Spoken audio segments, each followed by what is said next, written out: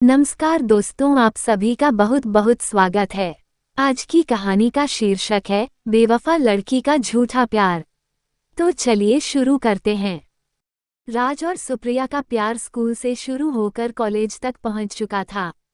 दोनों एक दूसरे से बेहद प्यार करते थे और दोनों ने एक साथ ढेर सारे सपने देख रखे थे। अपनी खुशहाल जिंदगी के राज का ये आखिरी साल था। कॉलेज में शाम को मिलने की बात कहकर सुप्रिया ने फोन काट दिया था। राज ने घड़ी देखी तो अभी दिन के 3 बज रहे थे। वह सुप्रिया से मिलने के लिए बेचैन हो रहा था। आज राज ने महसूस किया कि सुप्रिया की आवाज में एक बेचैनी सी थी। शाम होने को आई थी। अचानक राज के घर की घंटी बजी और इससे पहले कि राज दरवाजे तक पहुंचता, उसकी मां ने दरवाजा खोला। वह सुप्रिया ही थी। उसने राज की मां को नमस्ते किया और सीधे राज के कमरे की तरफ बढ़ गई। राज की मां को उनके प्यार के बारे में पता था, इसलिए वह मुस्कुराकर रह गई। राज की मां ने कहा, राज मैं चाय बना रही हूँ। राज ने कहा, ठीक है मां। फिर राज ने सुप्रिया को गले लगाया। राज की बाहों में सिमटी सुप्रिया ने अचानक अपना सर राज की तरफ उठाया। राज का जैसे सीना फट गया हो, सुप्रिया की तरफ देखकर। सुप्रिया की आंखों में आंसू भरे हुए थे। राज समझ नहीं पाया कि अचानक से क्या हो गया। फिर उसने सबसे पहले सुप्रिया के आंसू पोंछे और फिर राज ने सुप्रिया से पूछा, क्या हुआ जान, तुम रो क्यों रही हो? इतना सुनते ही सुप्रिया जैसे और टूट गई और बिना आवाज के वह और रोने लगी। उसकी आंखों से निकलते आंसू राज का सीना चीर रहे थे। राज से रहा नहीं गया और उसने सबसे पहले दरवाजा बंद किया ताकि सुप्रिया के रोने की आवाज कमरे से बाहर न जाए। फिर उसने सुप्रिया को अपने बिस्तर पर बिठाया और खुद नीचे फर्श पर बैठ गया। सुप्रिया का हाथ अपने हाथों में लेकर उसने सुप्रिया से कहा, जान बोलो, ऐसा क्या हो गया कि तुम इतना रो रही हो?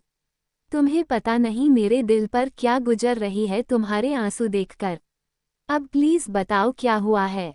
सुप्रिया ने अपने आंसू पोंछे और अपने आप को संभालते हुए राज का हाथ पकड़कर बोली, हमारा साथ यहीं तक था राज, हमारे रास्ते आज के बाद कभी एक साथ नहीं होंगे। राज को जैसे एक झटका लगा। उसने सुप्रिया के हाथ को कस के पकड़ा और बोला, क्या पागलों जैसी बातें कर रही हो तुम? होश में तो हो ना? सुप्रिया की आंखों से फिर से आंसू टपकने लगे। उसने राज को अपने पास बिस्तर पर बिठाया और उसका हाथ पकड़कर बोली, राज, अब मैं किसी और की पत्नी बनने जा रही हूँ। पापा ने आज ही मेरा रिश्ता तय कर दिया और घर में सब बहुत खुश हैं। राज पागलों की तरह उसकी तरफ देखकर सुप्रिया की बातें सुन रहा था। उसे समझ नहीं आ रहा था कि वह कैसे और क्या बोले। फिर थोड़ी देर बाद जैसे उसे होश आया, उसने सुप्रिया की आंखों में झांक कर कहा, तुम मजाक कर रही हो ना सुप्रिया? हालांकि राज की आवाज कर रही कंपन खुद राज को बता रही थी कि वह जानता था कि अब सब कुछ खत्म हो चुका है और सुप्रिया मजाक नहीं कर रही है। सुप्रिया ने उसके सवाल का जवाब नहीं दिया। अपने चेहरे को दुपट्टे से पोंछकर उसने राज से पूछा, क्या तुम्हें ये सच में मजाक लग रहा है? राज को अचानक से ऐसा लगा जैसे पूरा कमरा उसकी आंखों के सामने घूमने लगा हो।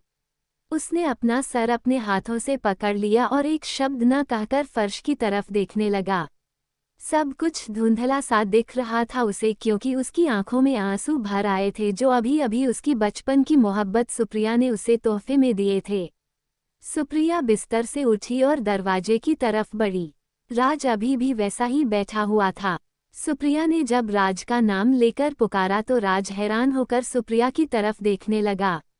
आज तक जो सुप्रिया उसे जान के अलावा और कुछ नहीं कहती थी, आज शादी तय होते ही उसे उसके नाम से बुला रही थी।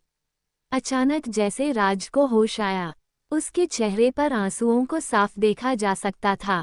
उसके होठों पर एक दर्द भरी मुस्कुराहट थी।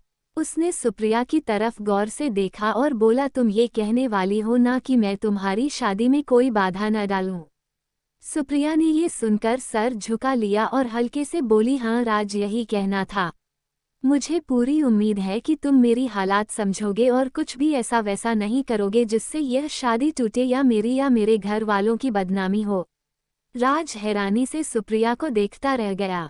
ये था उसके बचपन का प्यार, जिसे ये तक पता नहीं कि वह ऐसा कुछ करने की सोच भी नहीं सकता जिससे सुप्रिया या उसके घर वालों का कोई नुकसान हो। क्या इतना ही जानती थी सुप्रिया उसे? राज सुप्रिया से कुछ कहने वाला था मगर फिर रुक गया। उसने सुप्रिया की तरफ देखते हुए दीवानों की तरह मुस्कुराया और अपने दोनों हाथ सुप्रिया के सामने जोड़े और फिर दरवाजा खोल दिया। सुप्रिया जैसे ही कमरे से निकली, उसने देखा कि राज की माँ वहीं दरवाजे पर खड़ी थी। वो समझ गई कि राज की माँ ने सब कुछ सुन लिया है। अपना सर झुकाकर सुप्रिया वहां से चली गई। राज की माँ ने राज के कमरे में चाय रखी और उन्होंने राज की तरफ देखा। उसकी माँ बेटे का दर्द देख न पाए और बिना कुछ कहे कमरे से निकल गई। फिर राज ने चाय के कप को देखा। चाय से निकलती भाप उसे अपने जख्मी दिल के धुएं की तरह लगी। उसे सुप्रिया का चेहरा याद आ रहा था। सुप्रिया के आंसू अब उसे नकली से लग रहे थे और सुप्रिया के चेहरे पर शादी तय हो जाने की खुशी अब वो याद कर पा रहा था। राज का सिर्फ दिल ही नहीं, भरोसा भी टूटा था। उसने कमरे से बाहर देखा तो अंधेरा बढ़ने लगा था, बाहर भी और उसकी जिंदगी में भी। राज की आंखों से फिर से आंसू गिरने लगे। उम्मीद है कि आपको ये कहानी पसंद आई होगी। अगर कहानी पसंद आई हो तो कमेंट, लाइक और शेयर जरूर कीजिएगा और चैनल पर नए हैं तो सब्सक्राइब जरूर कीजिएगा। तो मिलते हैं एक नई कहानी के साथ। चैनल में बने रहने के लिए बहुत बहुत धन्यवाद।